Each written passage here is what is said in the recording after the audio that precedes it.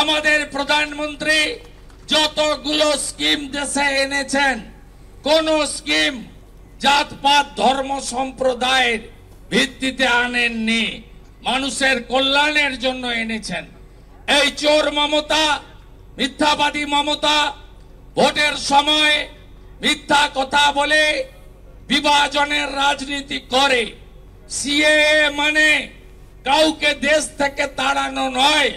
CAA মানে মতুয়া নমশূদ্র সমাজ বা যারা ধর্মীয় উৎপীড়নের কারণে পাকিস্তান, বাংলাদেশ থেকে, আফগানিস্তান থেকে উৎখাত হয়ে ভারতে এসেছেন, তাদেরকে নাগরিকত্ব দেওয়া। তাই 2021-এর ভোটে মুসলিমদের খেপিয়ে এনআরসি এলো বলে, এনআরসি এলে আপনাদের নাকি তাড়িয়ে দেওয়া হবে। বিজেপি 16-17টা রাজ্যে সরকার চালাচ্ছে। একটা মুসলিমের নাম বলতে বলুন এই গুন্ডাগুলোকে, যে বিজেপি শাসিত রাজ্যে কোন ভারতীয়কে কেউ তাড়িয়ে দিয়েছে। আমরাও কাজ করি না। আমরা স্বামী বিবেকানন্দের নীতিতে বিশ্বাস করি। স্বামীজি বলতেন, নিজ ধর্মের প্রতি আস্থাশীল থাকো, অপর ধর্মের প্রতি শ্রদ্ধাশীল হও। এটাই হলো সনাতনের কালচার, এটাই হলো আমাদের রাষ্ট্রবাদীদের কালচার।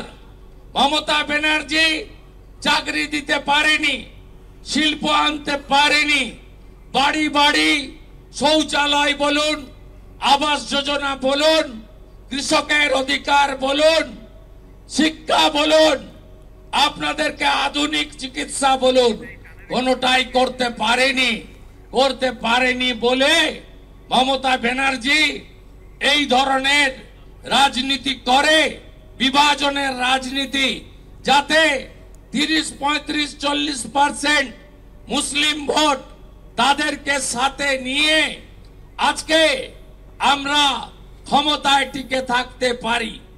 আমার সংখ্যালঘু ভাইরা বলুন, বন্ধুরা বলুন তো, আপনারা গরিব থেকে গরিব হয়েছেন, আর আপনাদের কাঁধে বন্দুক রেখে এই শাহজাহান শেখ থেকে শুরু করে মিনাখা, হাড়োয়া, ভাঙড়ের আরাবুল শকত পর্যন্ত এই যে পুরো রাস্তা জুড়ে এই গুন্ডারা কত কোটি কোটি টাকার মালিক হয়েছে আপনারা বলুন।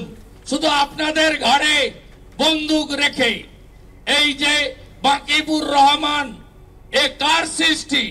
জ্যোতিপ্রিয় মল্লিক, বালু মল্লিকের সৃষ্টি। কি করেছে বাকিবুর রহমান? আপনাদের জন্য দেশের সরকার মিলের চাল পাঠাতো, ফাইন চাল পাঠাতো, আর এরা ওই চালটাকে খোলা বাজারে পাচার করত।